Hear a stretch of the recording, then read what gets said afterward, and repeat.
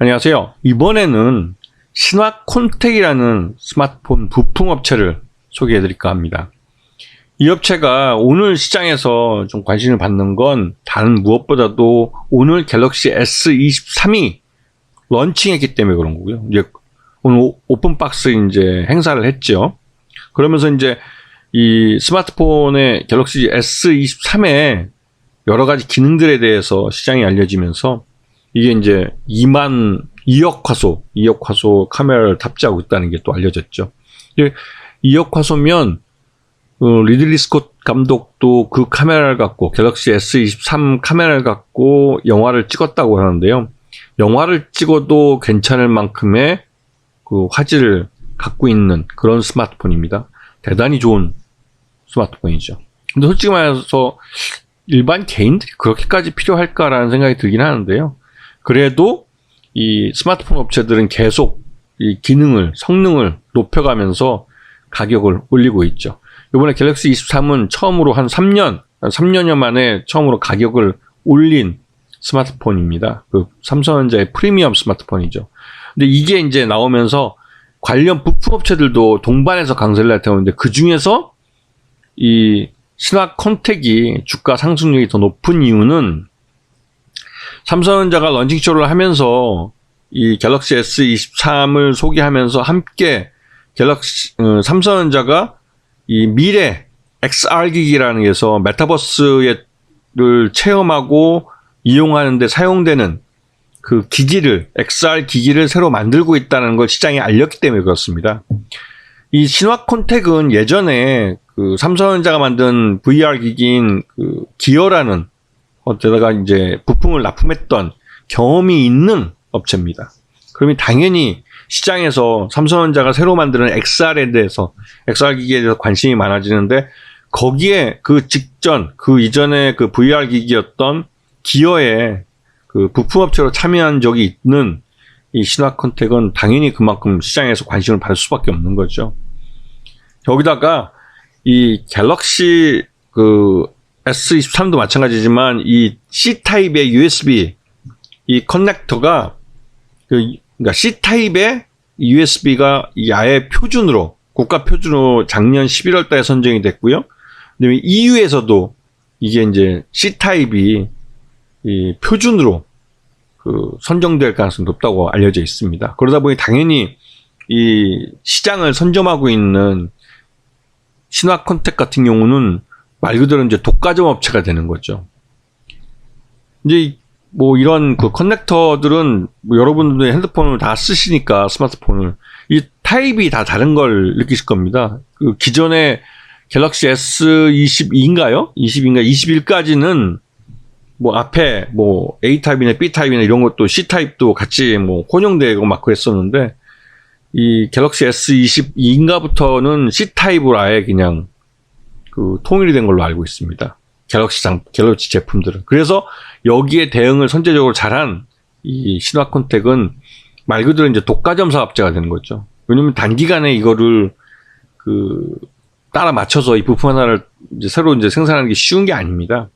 삼성전자에서도 이 제품에 대한, 그러니까 부품에 대한 신뢰도가 있으려면 최소한 1년 동안 제품 개발하는 기간 동안 같이 테스트하면서 그 신뢰도를 갖고 그 채용을 하는데, 그래서 당분간은 C타입 커넥터에 대해서는 신화콘텍의 이 독과점 시장이 유지될 가능성이 커요. 그러다 보니 당연히 실적도 좋아질 수밖에 없는 거죠.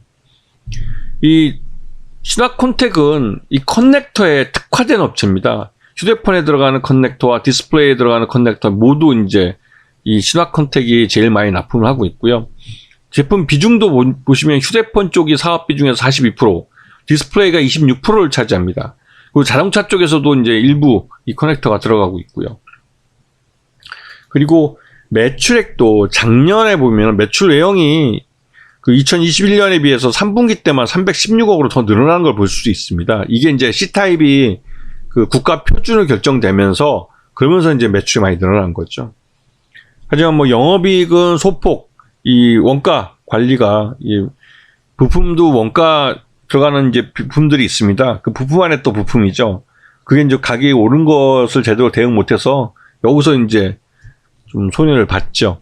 그래서 영업이익은 좀 낮아졌지만 금융이익이 좀 많이 발생해서 이를 커버해 준 거죠. 그래서 전체로 당기순이익은 올라갔습니다.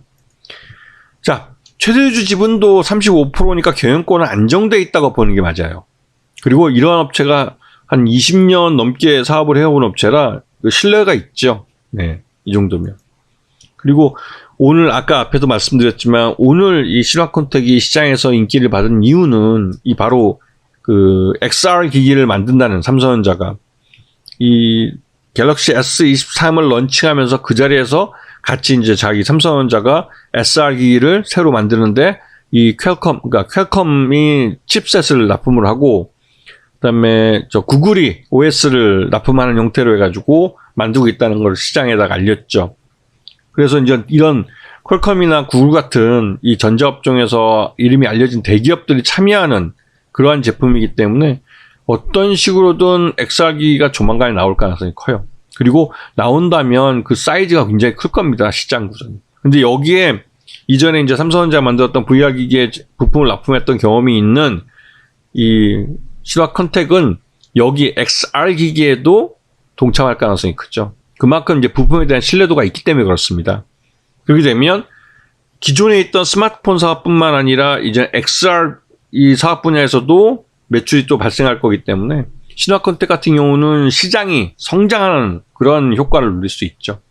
그래서 지금 보시게 되면 작년 3분기 실적을 기준으로 봤을 때 적정 주가는 8,000원 정도로 평가가 돼요. 그래서 그 작년에 이미 뭐 이 8,000원 한번 찍고 오긴 했지만 3분기까지 실적에서 이 8,000원의 적정 주가가 평가되고 있기 때문에 뭐 이 작년 12월 달에 주가 하락한 거는 시장 리스크에 의한 것이고 그 이후에 삼성전자가 신규 갤럭시 S23도 발표를 하고 XR 기기도 만든다는 걸 시장에 알리고 해서 이제 이 신화컨택에 대해서는 새로 재평가될 수 있는 모멘텀이 발생하고 있는 거죠.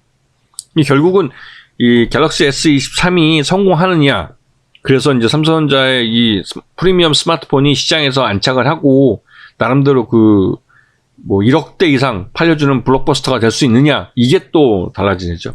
부품업체들에게는. 부품업체들은 그 완성품이 얼마큼 잘 나가느냐에 따라서 실적이 달라집니다. 그렇기 때문에 그런 부분을 좀 잘 보셔야 되고, 일단은 이 신화컨택은 이 SR기기 바람을 좀 탈 것 같긴 한데, 이게 SR기기가 메타버스 재작년에 이제 메타버스 막 인기가 였었는데요. 그 메타버스만큼 요번에는 이제 오픈 AI라는 그 인공지능 쪽에 바람이 불고 있어서 메타버스 바람은 그렇게 센 것 같지는 않습니다. 그래서 결국은 이제 신화컨택은 이런 커넥터의 판매량 증가, 그게 이제 USB-C 타입이 그 국제 표준으로 되면, 국가 표준을 넘어서 국제 표준이 되면 EU까지 동참한다면요. 그러면 그에 따른 실적 호전이 나타날 가능성이 큰 거죠. 왜냐면 신화컨택은 우리나라 커넥터 시장 1위 업체입니다. 이런 부분을 잘 공부해 두시면 이 업체에게 어떠한 그 경영상이나 아니면 시장에서의 어떤 모멘텀이 발생했을 때 이 기업에 대해서 장기 투자로 가져가도 되는지 안 되는지에 대해서 그 나름대로 판단을 할 수 있겠죠. 그래서 지금 지난해 3분기 실적만 놓고 본다면 확실히 저평가 구간에 있기 때문에 부담이 없을 것 같습니다. 자, 오늘 방송 여기서 마치겠습니다.